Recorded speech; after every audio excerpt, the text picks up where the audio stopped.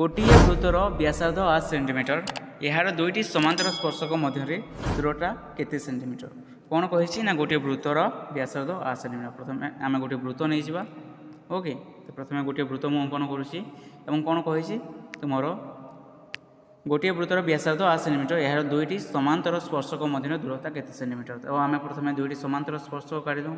तो यह तुम प्रथम स्पर्शक एवं यह कौन ना तुम द्वितीय स्पर्शक तुम यह कौन ना यही दुई स्पर्शक समांतर। तो कौन कही गोटे वृत्तर व्यासार्ध 8 सेंटीमीटर मीनस यार व्यासार्ध केते यार व्यासार्ध हूँ 8 सेंटीमीटर। तो यह ये तुम के 8 सेंटीमीटर हो तुम एपटू यहाँ कौन हो तुम 8 सेंटीमीटर हो।